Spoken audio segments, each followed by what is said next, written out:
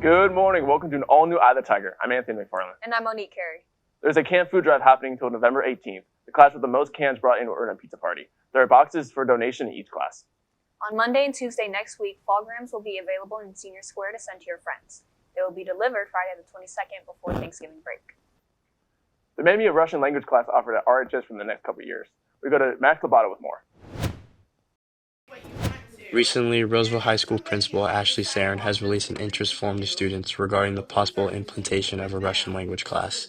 Sarin believes that a Russian language class could bring benefits to the school due to increase of Russian-speaking students. I'm really excited at even the thought of a possibility of being able to add a Russian course to our world language program. Obviously, there's a lot that would have to happen in order to have the sections and the classes and the teachers to do it. But I think it would be incredible because our region, our Sacramento region, mostly over the last decade has really increased with a lot of Russian-speaking people. And it would be very beneficial for more of our students to be able to have that seal of biliteracy in the Russian language, especially in our Sacramento region. We've also seen a large influx of Russian-speaking students and families coming into Roseville High School, and so I think it'd be really cool to offer a native Russian class as well, similar to how we have like our native Spanish class. And it would be one of those things that could also set us apart as being one of the only schools or the only school in the district that offers Russian as a world language. Some students think a new Russian language class would be beneficial, while others believe it could be difficult to learn. I would love for there to be a Russian language class. If I was able to speak to my Russian friends, that'd be amazing. You know, we got Spanish class, we got French, bro. Like let's put Russian in this school, bro. We need more Russian representation. That'd be amazing. In some ways it would, but in some ways it wouldn't. I think that there isn't enough Russian speakers here for it to be insanely beneficial to everybody here. But at the same time, the population of Russians kind of grew here, so maybe in some ways it would be. I don't know. I don't think it's a good idea because Russian is really complicated to learn for English speakers, and it would take a lot longer than like Spanish or anything. So I think just taking 1 year of the class would be kind of useless. Sarin is looking for more student input before the possible class would become officially a course. We've had about 130 students fill out that form so far. Ideally, we would have more students fill out the form, even if they're not interested, because we need to be able to take that information and say, hey, look, we have 100 students that want to take a Russian course. Can we get this approved so we can begin to offer it over the next couple years? Thanks, Max. And now we go to Danny Gibanescu with sports. Good morning and welcome to this Friday's edition of EOTSN. I'm Danny Gibanescu. Starting with girls volleyball, on Tuesday the team beat Foothill 3-0. However, yesterday the Tigers lost to St. Joseph Notre Dame 3-0, ending their great season. Next with tennis, the team lost to Rodriguez 5-4 in the championship game, ending their season as well. Despite the loss, junior Ella Fuchs ended her season going undefeated with a record of 31-0. Ella Fuchs has had quite possibly the most unbelievable athletic season in Roseville's history. I say that, I don't mean to exaggerate it, I don't mean to blow it out of proportion, but when you really put in perspective, an undefeated 31-0 season in high school sports is unheard of. She is our number one, so in high school tennis, you play 9 lines, 9 matches at every match. And so Ella is our number one, which means our best singles player. She then therefore plays everyone else's best player. She is the league MVP, the Foothill Valley League MVP. She went undefeated, and she was undefeated in the Foothill Valley League Championship as well.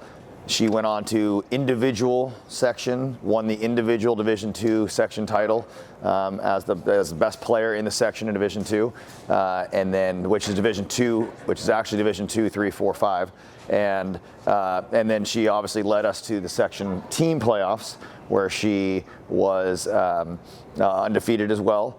We lost as a team in the section championship, but Ella did her part in the championship by winning yet again. Heading over to water polo, on Wednesday the team lost to Nevada Union 14-10, ending the team's playoff run.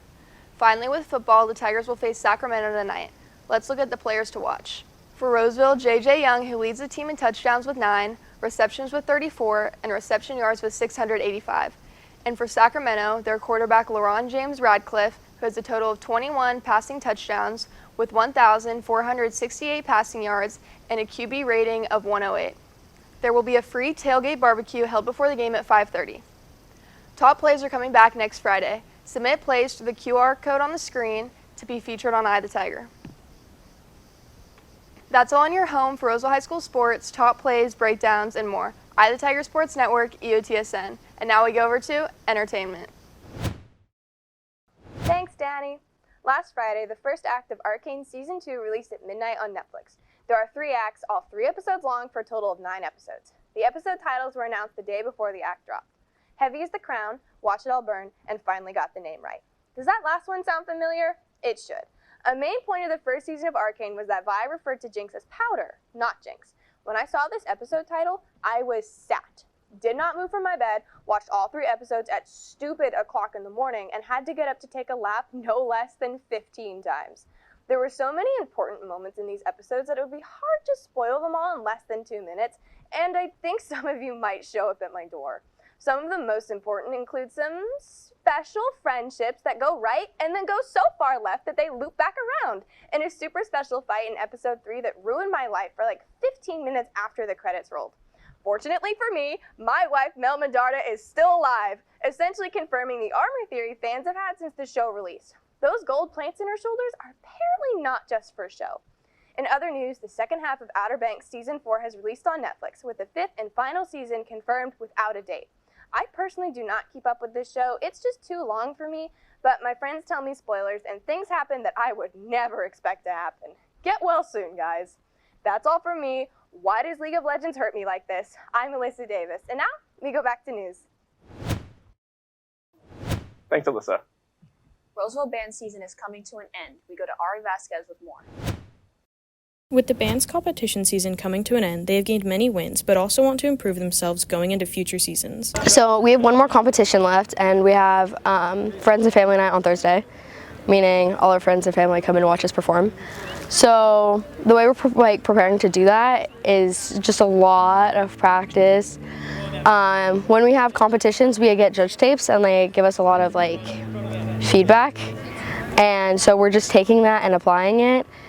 And that's mostly just what we're working on so that this comp season finishes off strong. We are coming up on our last comp, so this is going to be our last practice on Thursday. So we're just doing as many reps as we can and getting it as perfect as it can for champs and hoping that we win. Due to the loss of many seniors in the band, it is up to the underclassmen and juniors to continue the winning streak. Like a year of fixing our band, because we just lost a bunch of seniors, so now we've got a lot of freshmen, and so the whole point is just getting better. Every season is kind of a building block going into the next. So mainly just getting students kind of acclimated to the culture, especially our freshmen, so that they can pass on the traditions going into the next season is the main way we prepare. The band has won many of their competitions, and consistent practice going into future seasons can help the band improve overall. The most important part about comp season is having fun and then getting better than how we were the last comp. It's not about one-upping someone else, it's about one-upping ourselves. We have one more competition, it's tomorrow. So far this year we have been undefeated in the categories of color guard and the categories of the visual caption. So that's all of our choreography and all of our drill that we have on the field. Every single competition we've come in first, so we've been undefeated in that realm. So we're trying to continue that trend going into tomorrow. But yeah, we have one more left, so we're gonna just try our best going into Union City tomorrow. Thanks, Ari. That's it for us today on Eye the Tiger. And remember, we're always on EyeTheTigerNews.com. See you next time.